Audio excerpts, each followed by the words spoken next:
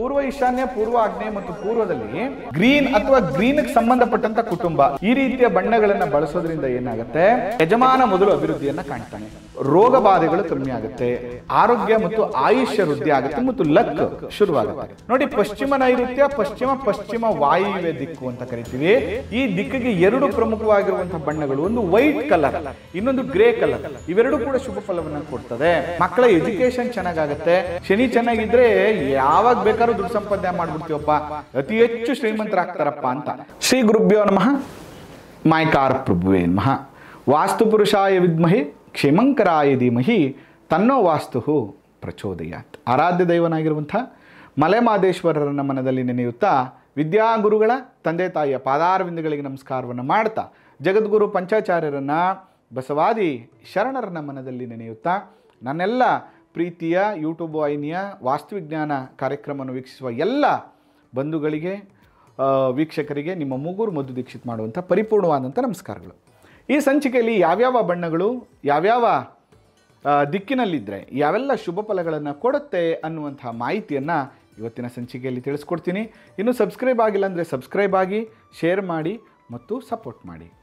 ನೋಡಿ, ಒಂದು ವಾಸ್ತು ಮಂಡಲ ಅಂತ ಬಂದಾಗ, ಒಂದು ಗೃಹ ಅಂತ ಬಂದಾಗ ಇಂಥ ದಿಕ್ಕಿಗೆ ಇಂಥದ್ದೇ ಬಣ್ಣ ಅತ್ಯಂತ ಶುಭ ಫಲಗಳು ಅನ್ನುವಂಥದ್ದನ್ನು ತಿಳಿಸಿದ್ದಾರೆ ಮತ್ತು ಅದಕ್ಕೊಂದು ಲಾಜಿಕ್ಕು ಮತ್ತು ಅದಕ್ಕೊಂದು ಸೈನ್ಸ್ ಕೂಡ ಇದೆ. ಇವತ್ತಿನ ಸಂಚಿಕೆಯಲ್ಲಿ ಕೇವಲ ಆ ಬಣ್ಣಗಳ ಬಗ್ಗೆ ಮಾತಾಡ್ತಾನೆ. ಮುಂದಿನ ಸಂಚಿಕೆಗಳಲ್ಲಿ ಅದರ ಹಿಂದಿರುವಂತಹ ಸೀಕ್ರೆಟ್ಸ್ಗಳೇನು ಅನ್ನುವಂಥ ಮಾಹಿತಿಗಳನ್ನು ಕೂಡ ನಾನು ತಿಳಿಸ್ಕೊಡ್ತೀನಿ. ನೋಡಿ, ಇದರ ಪ್ರಕಾರ ವಾಸ್ತುಪುರುಷ ಯಾವಾಗಲೂ ಕೂಡ ಈಶಾನ್ಯಕ್ಕೆ ತಲೆ ಹಾಕ್ಕೊಂಡಿರ್ತಾರೆ ಮತ್ತು ಎರಡು ಕಾಲುಗಳು ನೈಋತ್ಯದಲ್ಲಿರುತ್ತೆ. ಅದಕ್ಕೆ ಭಾರವಾಗಿರುವಂಥದ್ದು ಯಾವಾಗಲೂ ನೈಋತ್ಯದಲ್ಲಿರಬೇಕು. ಭಾರ ಕಡಿಮೆ ಇರುವಂಥದ್ದು ಅಂದರೆ ಭಾರ ಇಲ್ಲದೆ ಇರುವಂತಹದ್ದನ್ನು ಈ ಜಾಗದಲ್ಲಿ ನಿರ್ಮಾಣ ಮಾಡಬೇಕು. ಮತ್ತು ವಾಸ್ತುಪುರುಷನ ಬ್ರಹ್ಮಭಾಗದಲ್ಲಿ ಯಾವಾಗಲೂ ಖಾಲಿ ಬಿಡಬೇಕು ಅಂತೇಳಿ ನಾವು ನಿರ್ಣಯವನ್ನು ಮಾಡ್ತೇವೆ. ನೋಡಿ, ಇಲ್ಲಿ ಭಾಳ ಮುಖ್ಯವಾಗಿ ಪೂರ್ವ ಈಶಾನ್ಯ, ಪೂರ್ವ ಆಗ್ನೇಯ ಮತ್ತು ಪೂರ್ವದಲ್ಲಿ ಗ್ರೀನ್ ಅಥವಾ ಗ್ರೀನ್ಗೆ ಸಂಬಂಧಪಟ್ಟಂಥ ಕುಟುಂಬ, ಲೈಟ್ ಗ್ರೀನ್, ಡಾರ್ಕ್ ಗ್ರೀನ್, ಗಿಳಿ ಹಸಿರು ಈ ರೀತಿಯ ಬಣ್ಣಗಳನ್ನು ಬಳಸೋದ್ರಿಂದ ಏನಾಗುತ್ತೆ, ಯಜಮಾನ ಮೊದಲು ಅಭಿವೃದ್ಧಿಯನ್ನು ಕಾಣ್ತಾನೆ, ರೋಗ ಬಾಧೆಗಳು ಕಮ್ಮಿ ಆಗುತ್ತೆ, ಆರೋಗ್ಯ ಮತ್ತು ಆಯುಷ್ಯ ವೃದ್ಧಿ ಆಗುತ್ತೆ ಮತ್ತು ಲಕ್ ಶುರುವಾಗುತ್ತೆ. ಅದೇ ಥರ ಅಗ್ನಿ ದಿಕ್ಕಲ್ಲಿ ನೋಡಿ, ಆಗ್ನೇಯ ದಿಕ್ಕು ಕೆಂಪನ್ನು ಇಂಡಿಕೇಟ್ ಮಾಡುತ್ತೆ, ರೆಡ್ ಕಲರ್ನ ಇಂಡಿಕೇಟ್ ಮಾಡುತ್ತೆ. ಎಲ್ಲಿವರೆಗೆ? ಆಗ್ನೇಯ, ದಕ್ಷಿಣ ಆಗ್ನೇಯ ಮತ್ತು ದಕ್ಷಿಣ ಇಷ್ಟು ಭಾಗಗಳು, ದಕ್ಷಿಣ ಆಗ್ನೇಯ ಮತ್ತು ಆಗ್ನೇಯ ಇಷ್ಟು ಭಾಗಗಳಲ್ಲಿ ನಾವೇನು ಹೇಳ್ತೀವಿ, ರೆಡ್ ಕುಟುಂಬಗಳು ಅಂತ. ಎಕ್ಸಾಂಪಲ್ ನಿಮಗೆ ಪಿಂಕ್ ಇರ್ಬೋದು, ಪಿಂಕ್ ಶೇಡ್ ಇರ್ಬೋದು, ಡಾರ್ಕ್ ರೆಡ್ ಇರ್ಬೋದು, ಲೈಟ್ ರೆಡ್ ಇರ್ಬೋದು. ಈ ಥರ ಸಂಬಂಧ ಅಂದರೆ ರೆಡ್ಗೆ ನಿಯರೆಸ್ಟ್ ಬಣ್ಣಗಳು ಯಾವ್ಯಾವುದಿದೆ ಅದೆಲ್ಲವನ್ನು ಕೂಡ ನೀವು ಆಗ್ನೇಯ ದಿಕ್ಕಲ್ಲಿ ಬಳಸೋದ್ರಿಂದ ಫೈನಾನ್ಷಿಯಲಿ ಇಂಪ್ರೂವ್ಮೆಂಟ್ ಆಗುತ್ತೆ. ಯಾಕಂದರೆ ಲಕ್ಷ್ಮಿ ದಿಕ್ಕದು, ಶುಕ್ರನ ದಿಕ್ಕು, ಫೈನಾನ್ಷಿಯಲಿ ಇಂಪ್ರೂವ್ಮೆಂಟ್ ಆಗುತ್ತೆ, ಆರ್ಥಿಕ ವೃದ್ಧಿ ಆಗುತ್ತೆ, ಮನೆಯ ಹೆಣ್ಣು ಮಕ್ಕಳ ಅಭಿವೃದ್ಧಿ ಆಗ್ತದೆ, ಮನೆಯಲ್ಲಿ ಶುಭ ಕಾರ್ಯಗಳು ನಡೀಲಿಕ್ಕೆ ಪ್ರಾರಂಭ ಆಗುತ್ತೆ, ಆಸ್ತಿ ಜ್ಯುವೆಲ್ಸನ್ನು ಶೇಖರಣೆ ಮಾಡುವಂತಹ ಯೋಗಗಳು ಪ್ರಾಪ್ತಿಯಾಗುತ್ತೆ, ಸೈಟನ್ನು ತೆಗೆದುಕೊಳ್ಳುವಂಥದ್ದು, ಗೃಹ ನಿರ್ಮಾಣ ಮಾಡುವಂಥದ್ದು, ಲಿಟಿಗೇಷನ್ ನಿವಾರಣೆ ಆಗುವಂಥದ್ದು, ನೇಮು ಫೇಮು ಇತ್ಯಾದಿಗಳೆಲ್ಲವೂ ಕೂಡ ಇದರಿಂದ ಇಂಪ್ರೂವ್ಮೆಂಟ್ ಆಗುತ್ತೆ. ದಕ್ಷಿಣ ನೈಋತ್ಯ ಮತ್ತು ನೈಋತ್ಯ ಭಾಗಗಳಲ್ಲಿ ಯೆಲ್ಲೋ ಕಲರ್ ತುಂಬ ಶುಭ ಫಲವನ್ನು ಕೊಡುತ್ತೆ. ಯೆಲ್ಲೋ ಫ್ಯಾಮಿಲಿ ಅಂತ, ಯೆಲ್ಲೋಗೆ ನಿಯರೆಸ್ಟ್ ಇರುವ ಯಾವುದೇ ಬಣ್ಣಗಳನ್ನು ಈ ಜಾಗದಲ್ಲಿ ನೀವು ಬಳಸ್ಬೋದು. ಲೈಟು, ಡಾರ್ಕು ಮತ್ತು ತಿಳಿ ಎಲ್ಲ ಥರದ ಹಳದಿ ಬಣ್ಣಗಳನ್ನು ನೀವು ಈ ಜಾಗದಲ್ಲಿ ಇಂಟೀರಿಯರ್ಗಾಗಿರ್ಬೋದು, ವಾಲ್ಗಳು, ನಾನು ಯಾವಾಗಲೂ ಏನು ಹೇಳ್ತೀನಿ ಅಂತಂದರೆ ಇಡೀ ಮನೆಯ ವಾಲ್ಗಳಿಗೆ ಒಂದು ತಿಳಿ ಬಣ್ಣವನ್ನು ಪೇಂಟ್ ಮಾಡಿಸ್ಕೊಳ್ಳಿ.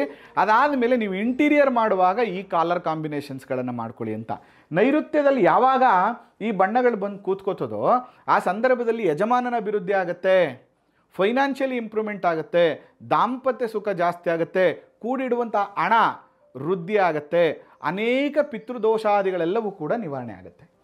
ಇನ್ನು ಪಶ್ಚಿಮ ದಿಕ್ಕು ನೋಡಿ, ಪಶ್ಚಿಮ ನೈಋತ್ಯ, ಪಶ್ಚಿಮ ವಾಯುವ್ಯ ದಿಕ್ಕು ಅಂತ ಕರಿತೀವಿ. ಈ ದಿಕ್ಕಿಗೆ ಎರಡು ಪ್ರಮುಖವಾಗಿರುವಂಥ ಬಣ್ಣಗಳು, ಒಂದು ವೈಟ್ ಕಲರ್, ಇನ್ನೊಂದು ಗ್ರೇ ಕಲರ್. ಇವೆರಡೂ ಕೂಡ ಶುಭ ಫಲವನ್ನು ಕೊಡ್ತದೆ. ಇಲ್ಲಿ ಎಂಪ್ಲಾಯೀಸ್ ಪ್ರಾಬ್ಲಮ್ ಸಾಲ್ವ್ ಆಗುತ್ತೆ, ಮಕ್ಕಳ ಎಜುಕೇಷನ್ ಚೆನ್ನಾಗಾಗುತ್ತೆ ಮತ್ತು ಇದನ್ನು ಇನ್ಫಿನಿಟಿ ದಿಕ್ಕು ಅಂತಂದರೆ ಐಶ್ವರ್ಯವನ್ನು ಕೂಡಿಡುವಂತಹ ದಿಕ್ಕು ಅಂತ ಕರಿತೀವಿ. ಅದಕ್ಕೆ ಶನಿ ದಿಕ್ಕು ಅಂತ. ಶನಿ ಚೆನ್ನಾಗಿದ್ದರೆ ಯಾವಾಗ ಬೇಕಾದ್ರೂ ದುಡ್ಡು ಸಂಪಾದನೆ ಮಾಡಿಬಿಡ್ತೀವಪ್ಪ, ಅತಿ ಹೆಚ್ಚು ಶ್ರೀಮಂತರಾಗ್ತಾರಪ್ಪ ಅಂತ. ಅದಕ್ಕೆ ಈ ದಿಕ್ಕಲ್ಲಿ ಈ ಬಣ್ಣಗಳು ಬಂದಾಗ ಕೂಡಿಡುವಂತಹ ಹಣಗಳು ಜಾಸ್ತಿ ಆಗ್ತದೆ, ಮಕ್ಕಳ ವಿದ್ಯಾಭ್ಯಾಸ, ಫಾರಿನ್ ಟ್ರಿಪ್ಪು, ಎಜುಕೇಷನ್ಸ್ ಎಲ್ಲವೂ ಕೂಡ ಗ್ರೋತ್ ಆಗುತ್ತೆ. ಇನ್ನು ವಾಯುವ್ಯ ದಿಕ್ಕು, ಈ ವಾಯುವ್ಯ ದಿಕ್ಕಲ್ಲಿ ಕ್ರೀಮ್ ಕಲರ್ ತುಂಬ ಒಳ್ಳೆಯದು. ಇಲ್ಲಿಗೆ ಮೆಟಲ್ ಕಲರ್ ಕೂಡ ಆಗುತ್ತೆ, ಅಂದರೆ ನಿಮಗೆ ಗ್ರೇ ಕಲರ್ ಕೂಡ ಮ್ಯಾಚ್ ಆಗುತ್ತೆ.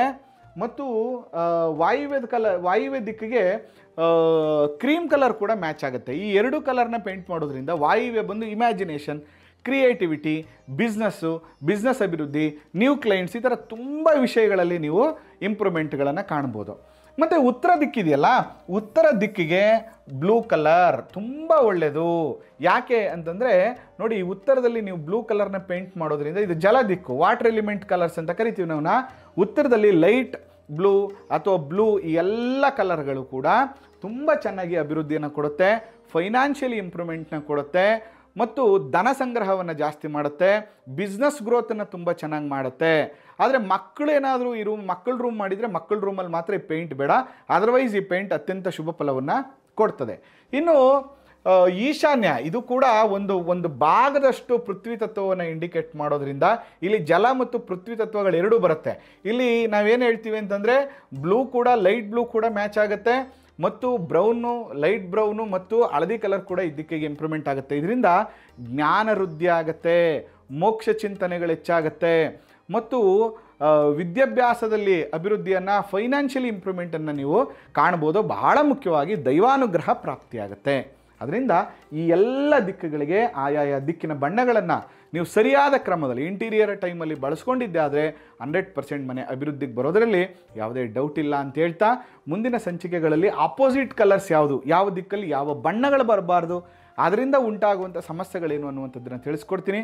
ಅದಕ್ಕಿಂತ ಮುಂಚೆ ನೀವು ಸಬ್ಸ್ಕ್ರೈಬ್ ಆಗಿಲ್ಲ ಅಂದರೆ ಸಬ್ಸ್ಕ್ರೈಬ್ ಆಗಿ, ಫಾಲೋ ಮಾಡಿ ಮತ್ತು ಶೇರ್ ಮಾಡಿ. ಜೊತೆಗೆ ವಾಸ್ತು ಸಲಹೆ ತಗೋಬೇಕು, ವಾಸ್ತು ವಿಚಾರವಾಗಿ ಗುರುಗಳ ಬಳಿ ನಾವು ಕೇಳಬೇಕು ಅಂದರೆ ಖಂಡಿತವಾಗಿಯೂ ನೇರವಾಗಿ ಬನ್ನಿ ಅಂತ ಹೇಳ್ತಾ, ಆ ಮಲೆ ಮಹದೇಶ್ವರನ ಅನುಗ್ರಹ ಸದಾ ನಿಮ್ಮ ಮೇಲಿರಲಿ. ನಮಸ್ಕಾರ.